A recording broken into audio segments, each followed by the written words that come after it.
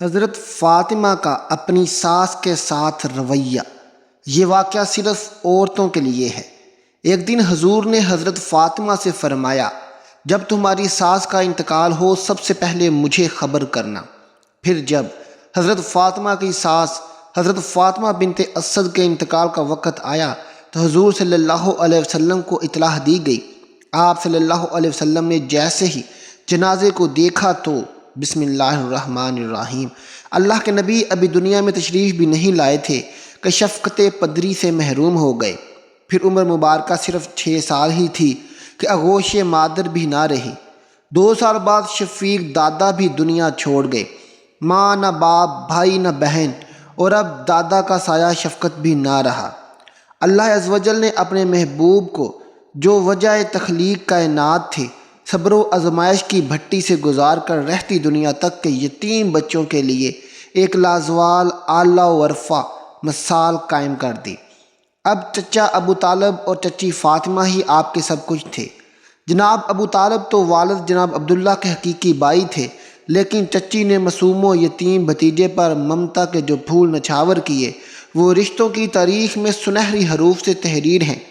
ان کا یتیم بچے کے ساتھ حسن سلوک و صلح و رحمی دنیا بھر کی خواتین کے لیے مشعل راہ ہے۔ آج ایک ایسے معاشرے میں کہ جہاں دین سے دوری کی وجہ سے رشتوں کا تقدس معدوم ہوتا جا رہا ہے، وہاں یتیم بچوں کے ساتھ نارواں سلوک نے پھوپھی، چچی، خالہ اور ستیلی ماں جیسے پاکیزہ رشتوں کی روح بھی پامال کر دی ہے۔ یہی وجہ ہے کہ صحابیات رضی اللہ تعالی عنہم کی سیرت کے مطالعے کی جتنی ضرورت آج ہے کبھی نہ تھی۔ ہمارے آس پاس معصوم بچوں پر بیتنے والے دل سوز واقعات بکھرے پڑے ہیں کہ جنہیں قلم بند کرتے ہوئے دل کانپ جاتا ہے، ہاتھ لرز اٹھتے ہیں۔ جناب عبد المطلب کی وفات کے بعد قبیلے کی سرداری، خاندان کی سربراہی اور خانہ کعبہ کی متولی کی ذمہ داری جناب ابو طالب کے کندھوں پر آ چکی تھی۔ وہ معاشی طور پر خوشحال نہ تھے۔ اپنے 7 بچوں کے علاوہ اب چہیتے بھتیجے کی سرپرستی اور پرورش کی ذمہ داری بھی ان پر آن پڑی تھی۔ ایسے میں سلیقہ شعر اہلیہ نے صبر و شکر، قناعت، سلیقہ مندی، فہم، فراست، سنجیدگی و بردباری، دانش مندی، حکمت اور توکل اللہ کے ساتھ سفید پوشی کا بھرم برقرار رکھا ہوا تھا۔ انہوں نے بھتیجے کو اپنی حقیقی اولاد پر ترجیح دیتے ہوئے ماں کے پیار کی کمی کا احساس نہ ہونے دیا۔ گھر کی ہر عمدہ چیز اور بہترین پوشاک پر پہلے بھتیجے کا حق تھا، بعد میں اپنے بچوں کا۔ یہ چچی ہی کی تربیت کا اثر تھا کہ 7 بچے حضور صلی اللہ علیہ وسلم پر جان چھڑکتے تھے۔ یوں اللہ کے رسول صلی اللہ علیہ وسلم کے بہن بھائی آل ابو طالب ہی تھے۔ پیار و محبت کے اس مشک بو تعلق کے پیچھے حضرت فاطمہ بنت اسد کا وہ والہانہ کردار ہے جس کی گواہی رسول اللہ بار بار دیا کرتے تھے۔ حقیقت تو یہ ہے کہ سرکار دو عالم کی حیات مبارکہ میں جن چند خواتین نے آپ کے لیے ماں کا کردار ادا کیا، ان میں چچی فاطمہ سب سے منفرد حیثیت رکھتی ہیں۔ نبوت کے اعلان کے ساتھ ہی اہل مکہ کی محبتیں نفرتوں میں بدل گئیں۔ جو کل تک دوست تھے وہ دشمن بن گئے۔ اس کڑے وقت میں جناب ابو طالب کے ساتھ حضرت فاطمہ ہی تھیں جنہوں نے ممتا کی آغوش فراہم کی اور روح کے زخموں پر محبتوں کے پھائے رکھے۔ نیز اپنے بچوں حضرت جعفر رضی اللہ تعالیٰ عنہ اور حضرت علی رضی اللہ تعالیٰ عنہ کے ساتھ اسلام قبول کر کے سابقون الاولون کے اعزاز سے سرفراز ہوئیں۔ حضرت کا در ارقم میں قیام ہو یا شاب ابی طالب کی قید، سخت طائف کا سفر ہو یا مکہ کے بازاروں میں ڈھائے جانے والے مظالم، ظلمت و کفر، قہر و غضب اور ابتلا کے اس دور میں یہ چچی فاطمہ ہی تھیں جو کبھی رازداری سے تو کبھی اعلیٰ اعلان حق ممتا ادا کرتی رہیں۔ قریش ابو طالب کے پاس جا کر شکایت کرتے تو جو جواب ملتا وہ ماں ہیں اور حضرت محمد ان کے بیٹے، تم ماں کی ممتا کو بیٹے کے پیار سے کیسے جدا کر سکتے ہو؟ فاطمہ ان سے اپنے بچوں سے زیادہ محبت کرتی ہیں، میں انہیں کیسے منع کر سکتا ہوں؟ جب انہوں نے اسلام قبول کیا تو اللہ کے رسول صلی اللہ علیہ وسلم نے فرمایا، مجھے کبھی اتنی خوشی نہیں ہوئی جتنی چچی کے اسلام لانے پر ہوا۔ نام فاطمہ، والد کا نام اسد بن ہاشم بن عبد المناف ہے، والدہ کا نام فاطمہ بنت حرم بن رواحہ ہے۔ عبد المناف ابو طالب سے حضرت علی المرتضیٰ، حضرت جعفر طیار، حضرت عقیل اور حضرت طالب پیدا ہوئے۔ طالب ان میں سب سے بڑے تھے جن کے نام پر ابو طالب کی کنیت ہے۔ صاحبزادیوں میں ام ہانی، جمانہ اور ریتہ رضی اللہ تعالیٰ عنہم پیدا ہوئیں۔ حضرت فاطمہ رضی اللہ تعالیٰ عنہ اور رسول اللہ صلی اللہ علیہ وسلم کے دادا جناب عبد المطلب کی بھتیجی تھیں۔ یہ پہلی ہاشمی خاتون تھیں جن سے ہاشمی اولاد پیدا ہوئی۔ حضرت فاطمہ رضی اللہ تعالیٰ عنہا جس دور میں پیدا ہوئیں اس وقت اہل قریش کی شرافت ذلت و پستی کے گڑھوں میں دفن ہو چکی تھی۔ معاشرہ سخت اضطراب، انتشار اور زوال و انحطاط کا شکار تھا۔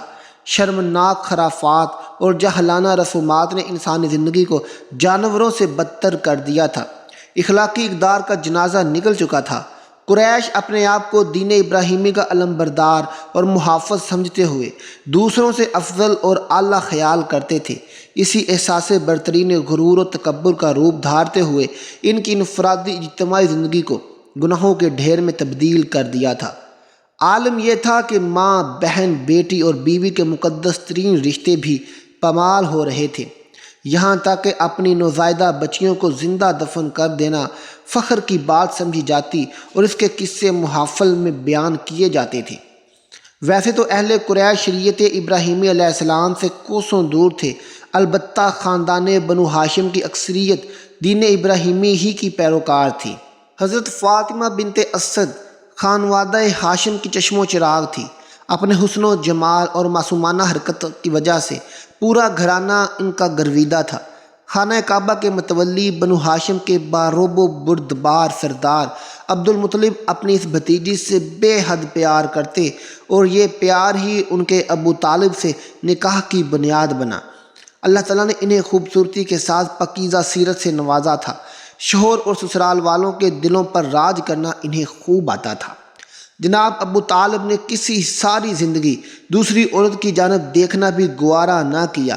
مرتے دم تک فاطمہ بنت اسد ہی ان کی شریک حیات رہیں۔ شیب ابی طالب سے واپسی کے کچھ ماہ بعد ہی جناب ابو طالب اور ام المومنین حضرت خدیجہ الکبریٰ کی جدائی سے حضرت پر غموں کا پہاڑ ٹوٹ پڑا۔ اب قریش کی روک ٹوک کرنے والا کوئی نہ تھا۔ آزمائش و ابتلاء کے اس کٹھن دور میں چچی کی آغوش محبت مزید کشادہ ہو گئی۔ وہ حضور صلی اللہ علیہ وسلم کے دکھوں پر پیار و محبت کا مرہم رکھتی اور سرپرستی فرماتی۔ اللہ کے رسول صلی اللہ علیہ وسلم اس وقت کو یاد کرتے ہوئے فرماتے تھے، ابو طالب کے بعد ان سے زیادہ مجھ پر کوئی مہربان نہ تھا۔ 14 نبوی 622 عیسوی میں عام مسلمانوں نے مدینہ منورہ ہجرت کی تو حضرت فاطمہ بھی ان کے ساتھ تھیں۔ بچوں کی شادیاں ہو چکی تھیں، صرف سب سے چھوٹے بیٹے حضرت علی المرتضیٰ ہی باقی بچے تھے۔ ضعیف الوالدہ کی خواہش تھی کہ مرنے سے پہلے چہیتے بیٹے کا بھی گھر بس جائے۔ دل کے کسی گوشے میں رسول اللہ صلی اللہ علیہ وسلم کی لخت جگر حضرت فاطمہ الزہرا رضی اللہ تعالیٰ عنہا کو اپنے بیٹے کی دلہن بنانے کی تمنا بسی ہوئی تھی۔ اللہ تعالیٰ تو دلوں کے حال سے واقف ہے۔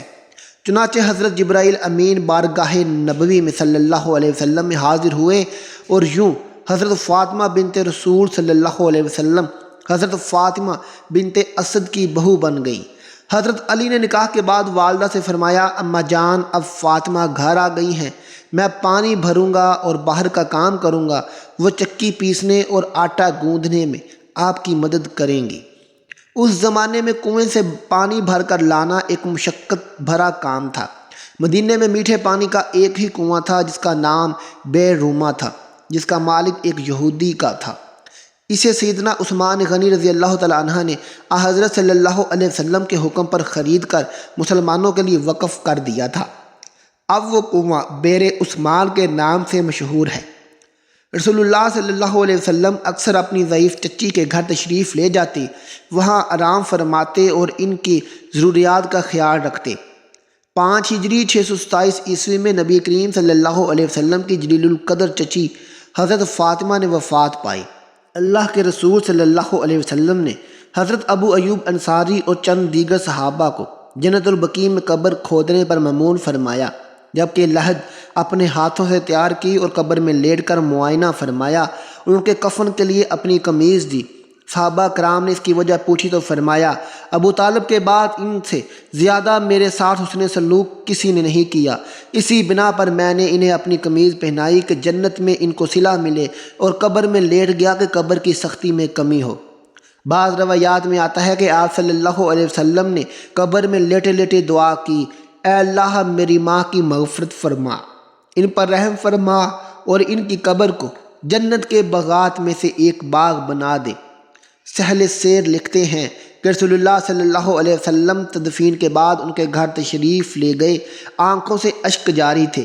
آپ صلی اللہ علیہ وسلم وہاں موجود اہل خانہ سے فرمایا میری ماں کے انتقال کے بعد انہوں نے حقیقی ماں کی طرح میری پرورش کی، بچپن سے جوانی تک میرے ساتھ شفقت، محبت اور پیار کا ایسا تعلق رکھا جس نے مجھے اپنی حقیقی ماں کی کمی محسوس نہ ہونے دی۔ مجھے یاد ہے بارہا ایسے مواقع آئے کہ جب یہ خود بھوکی رہتی لیکن مجھے کبھی بھوکا نہ رہنے دیا، خود موٹا جھوٹا پہن لیتی لیکن مجھے ہمیشہ اچھی اور صاف پوشاک پہنائی۔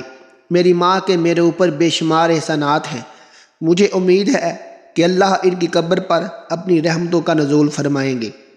حضرت فاطمہ بنت اسد رضی اللہ تعالی عنہ حضرت علی رضی اللہ تعالیٰ عنہ کی والدہ ماجدہ اور خاتون جنت فاطمہ رضی اللہ تعالیٰ عنہ کی ساس تھی۔ سیدہ فاطمہ رضی اللہ تعالیٰ عنہ نے اپنی ساس فاطمہ بنت اسد رضی اللہ تعالیٰ عنہ کی خدمت کر کے دنیا میں ایک مثال قائم کی اور ثابت کیا کہ بہو ساس کے تعلق اس طرح کے ہوتے ہیں۔ سیدہ فاطمہ رضی اللہ تعالیٰ عنہ جب گھریلو کام کاج سے فارغ ہو جاتی ان کی ضروریات کا خیال رکھتی، انہیں زیادہ کام نہ کرنے دیتی، ان کو آرام سے رکھنے کی کوشش کرتی، ان کے کپڑے دھوتی، انہیں کھانا کھلاتی، ان کا بستر صاف کرتی اور بچھاتی، اور اگر گھر کوئی کام ان کے ذمے ہوتا تو اس میں ان کی مدد کرتی۔ ان کی ساس فرماتی ہیں کہ فاطمہ نے جس قدر خدمت میری کی ہے اتنی خدمت شاید کسی بہو نے اپنی ساس کی ہو۔ میری بہو جو حضور صلی اللہ علیہ وسلم کی بیٹی ہے، مجسمہ محبت ہے، بے حد خدمت گزار ہے اور مجھے حقیقی ماں کی طرح جانتی ہے۔ حضور صلی اللہ علیہ وسلم کو بھی حضرت فاطمہ بنت اسد سے بہت محبت تھی۔ حضرت عبد المطلب کی وفات کے بعد جناب ابو طالب اور ان کی زوجہ حضرت فاطمہ بنت اسد نے جس محبت و خلوص کے ساتھ حضور نبی کریم صلی اللہ علیہ وسلم کی سرپرستی اور حفاظت و حمایت کی، اس کا اندازہ حضور نبی کریم صلی اللہ علیہ وسلم کو بخوبی طور پر تھا۔ یہی وجہ تھی کہ جب حضرت فاطمہ بنت اسد رضی اللہ تعالیٰ عنہ کے انتقال کے وقت قریب آیا تو آپ صلی اللہ علیہ وسلم نے فرمایا کہ جب وہ وصال کر جائیں تو مجھے خبر دینا۔ چنانچہ حضور صلی اللہ علیہ وسلم اپنے صحابہ کرام کی ایک جماعت میں تشریف فرما تھے۔ ایک شخص نے آ کر خبر دی کہ حضرت علی رضی اللہ تعالیٰ عنہ کی والدہ ماجدہ حضرت فاطمہ بنت اسد انتقال کر گئی ہیں۔ یہ سن کر آپ صلی اللہ علیہ وسلم کی آنکھوں میں آنسو آ گئے اور صحابہ کرام رضوان اللہ اجمعین سے فرمایا اٹھو ہم اپنی ماں کے پاس جاتے ہیں۔ پھر صحابہ کرام حضور صلی اللہ علیہ وسلم کے ساتھ اٹھ کر چل دیے۔ جب حضرت فاطمہ بنت اسد رضی اللہ تعالیٰ عنہ کی میت کو دیکھا تو سرہانے کھڑے ہو کر رقت انگیز لہجے میں فرمایا اے میری ماں، میری والدہ کے بعد آپ میری ماں تھی، اللہ تعالیٰ آپ پر رحم فرمائے۔ حضور نے ان کی بہت زیادہ تعریف فرمائی، پھر اپنے بدن مبارک سے اپنی قمیض اتاری اور گھر والوں کو دے کر فرمایا کہ غسل کے بعد اسے ان کا کفن بنانا۔ اس کے بعد حضرت اسامہ بن زید رضی اللہ تعالیٰ عنہ، حضرت ایوب انصاری رضی اللہ تعالیٰ عنہ اور حضرت عمر فاروق رضی اللہ تعالیٰ عنہ سے فرمایا ان کے لیے قبر کھدوا دو، اور لحد کو اپنے دست مبارک سے بنایا اور اپنے دست مبارک سے اس کی مٹی نکال لی۔